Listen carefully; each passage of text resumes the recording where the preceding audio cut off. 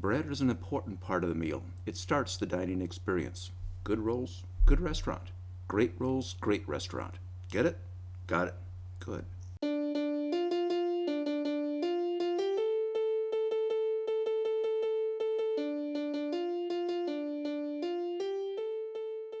Hi, I'm Steve and welcome to my kitchen. Today I want to demonstrate how you can make bakery quality artisan dinner rolls that a restaurant would be proud to serve. Like these, with only a few minutes of work. Watch how simple this is. I have set up my workspace with my utensils and my ingredients. I'll be using 3 cups flour, 1½ teaspoons salt, 1/4 teaspoon instant yeast, and 12 ounces cool tap water. I'm going to start with the dry ingredients. 3 cups flour. I use the scoop and shake method for measuring flour. I'm going to use bread flour, but it's perfectly acceptable to use all-purpose flour. All-purpose flour contains 12% gluten, and bread flour has 14% gluten. While bread flour may, as the package says, be better for bread, either is acceptable. Next, 1½ teaspoons salt. I use everyday table salt. There are a number of no-knead recipes in which the salt varies from 1 to 2 teaspoons, depending upon your diet. I use a heaping teaspoon to get my teaspoon and a half. And 1/4 teaspoon instant yeast, sometimes referred to as bread machine yeast.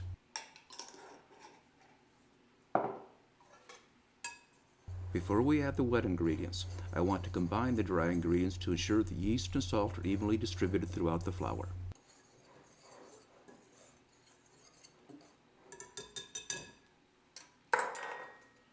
Now it's time for the wet ingredients. 12 ounces cool tap water.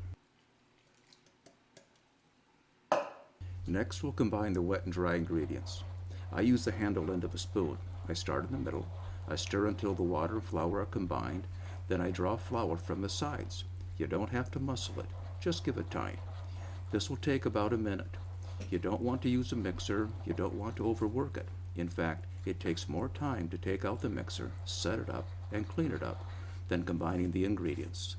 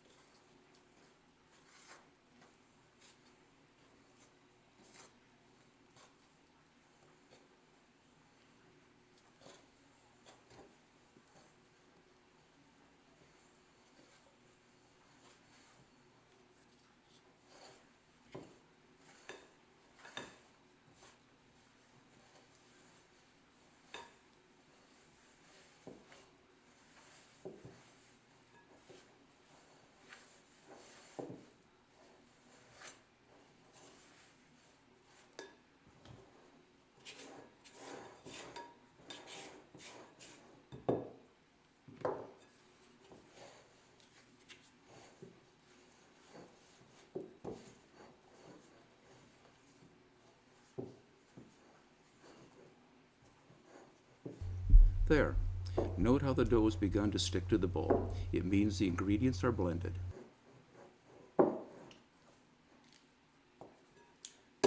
All we need to do now is cover the bowl with plastic wrap, leave it on the counter to proof, and Mother Nature will do the kneading for us.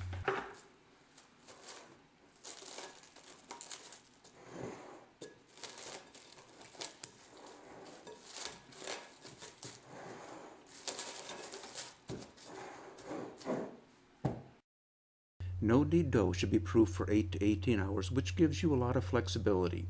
You can make the dough in the morning and bake it for your evening meal, or you can make the dough in the evening, bake the next morning, and have oven-fresh bread for your lunch. This is what no-knead bread is all about.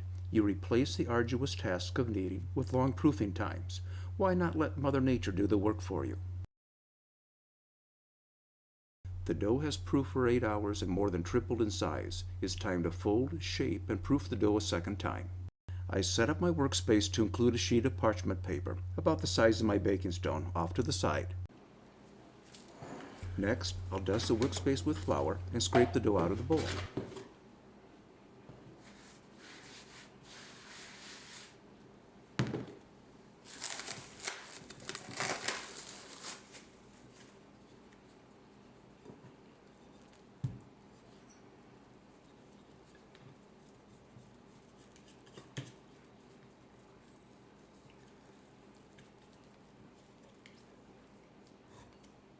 Its dream nature tells us Mother Nature has done her job.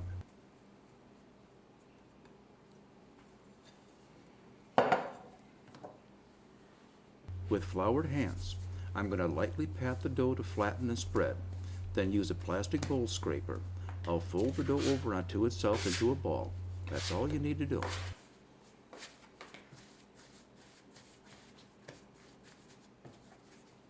I'm going to make 8 rolls, so I'm going to cut the dough into quarters, form each into a ball, cut each ball in half, form each into a roll, and place them on the parchment paper.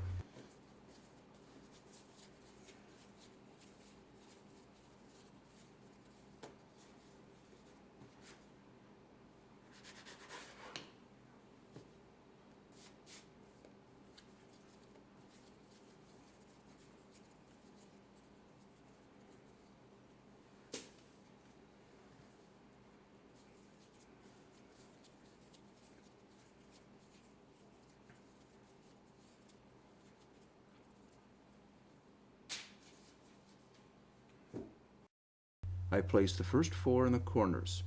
I put the next 2 in the middle on the long sides. I put the last 2 in the open space in the middle and cover them with a flour sack towel to proof. Before I leave the kitchen, I'll prep the oven. I've positioned the rack in the lower part of the oven and inserted the baking stone. I do it in advance so I don't forget. I'm going to proof the dough for an hour and a half, and I want to preheat the oven for half an hour, so I'm setting the timer for 1 hour. Dough should be proofed for 1 to 2 hours, and the oven should be preheated for 30 minutes. It's been an hour, and I'm setting the oven to 450 degrees, and I'll reset the timer for an additional 30 minutes. The dough has been proofing for an hour and a half, and the oven is at temperature. It's time to bake the rolls. Anytime I bake bread on a baking stone, I baste it with an egg wash. 1 egg yolk with 1 to 2 tablespoons of water, which I'll whip with a fork and brush on the rolls. The purpose of the egg wash is to give the rolls an amber appearance. I use the egg shell to measure the water. You don't have to be exact. The purpose of the water is to dilute the egg yolk and make it easier to baste.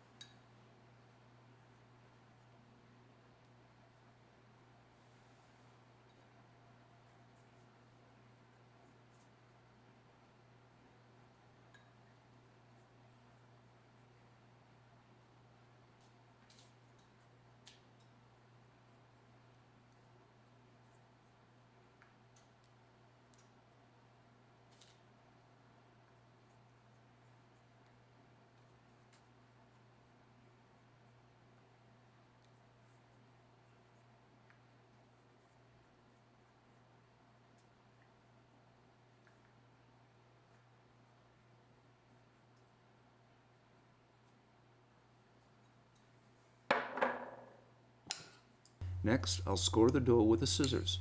I found a scissors works better than a knife.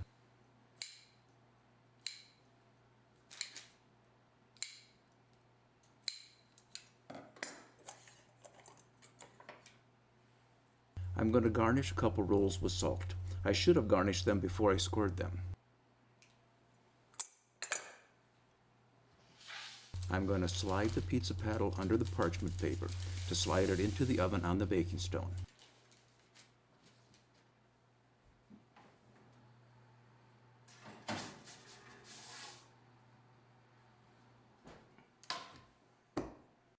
I bake rolls for 18 to 20 minutes.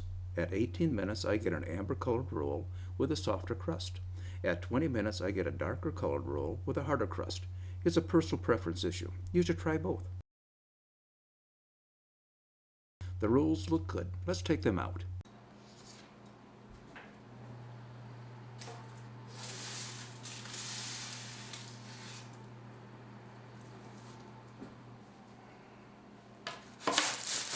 Well, here they are. They look great and they'll taste great. I'll give them 4 minutes to cool and I'll cut one open. It's been 4 minutes. The rolls have cooled enough to handle. Let's cut one open.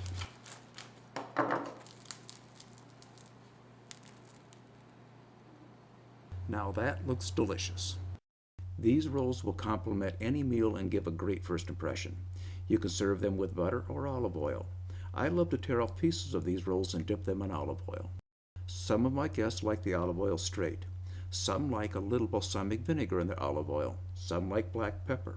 I like to use Montreal steak seasoning in my olive oil, so I give my guests several choices. Today I'm going to have the dinner roll with a ribeye steak. It will give the meal a great start. I have a variety of videos demonstrating no-knead breads and smart and easy recipes. You may want to take a look at my YouTube channel. It's free. Just click on the Artisan Bread with Steve tab above this screen.